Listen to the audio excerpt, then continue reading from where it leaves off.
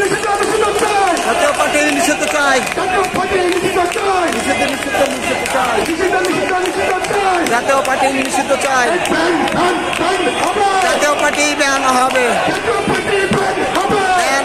Ban হবে, জাতীয় party ban হবে, জাতীয় পার্টি ব্যান হবে, জাতীয় পার্টি ব্যান হবে। অসংখ্য ধন্যবাদ সংগ্রামী সাথী বন্ধুগণ। আস্তে আস্তে ডান সাইডে গণ অধিকার পরিষদের যে নেতৃবৃন্দ অবস্থান করছেন, আমাদের মিডিয়ার বাইরে জানানোর জন্য আপনার একটু তাদেরকে সুযোগ করে দিবেন।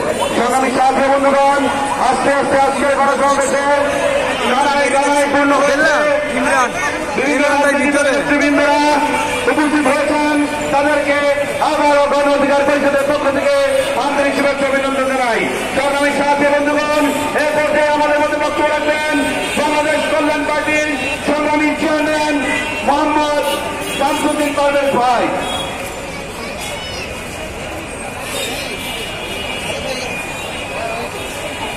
আউযু বিল্লাহি মিনাশ শাইতানির রাজিম। বিসমিল্লাহির রহমানির রহিম। আজকের এই সংহতি সমাবেশের 3 দফা দাবি উপস্থিত জাতীয় নেতৃবৃন্দ, প্রিয় সমাবেশ, আসসালামু আলাইকুম ওয়া রাহমাতুল্লাহ। প্রিয় সমাবেশ, আমরা গত 5 আগস্ট 37 জুলাই যেই বিপ্লব সংগঠিত করেছিলাম, সেটা ছিল স্বৈরাচার বিরোধী এবং ফ্যাসিস্ট বিরোধী। স্বৈরাচার বিরোধী একসাথে আমরা 90 সালে বিতাড়িত করেছিলাম, কিন্তু আমাদের জাতীয় ঐক্য না থাকার কারণে সেই স্বৈরাচার একসাথ আবার বাংলাদেশে ফুলে পেটে বড় হয়েছে। সেই বড় হওয়ার মাধ্যমে সেই হাসিনাকে সেই নিরন্তর সমর্থন দিয়ে বাংলাদেশের মাটিতে একটা ফ্যাসিস্ট সরকার প্রতিষ্ঠা করেছিল।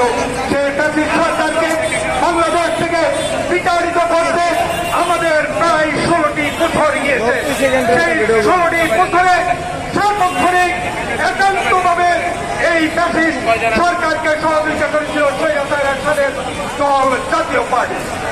এই জাতীয় পার্টিকে বাংলাদেশের মাটিতে বিচারের মাধ্যমে নিষিদ্ধ করতে হবে এবং সেই হাসিনা ওয়াজেদের যে সরকার, সে আওয়ামী লীগকেও নিষিদ্ধ করতে হবে এবং তার সাথে 14 দলীয় জোট এবং গত সরকারের বৈধতা দেওয়ার জন্য যে সকল জোট, দল এবং ব্যক্তি অংশগ্রহণ করেছিল, সবাইকে আইনের আওতায় আনতে হবে।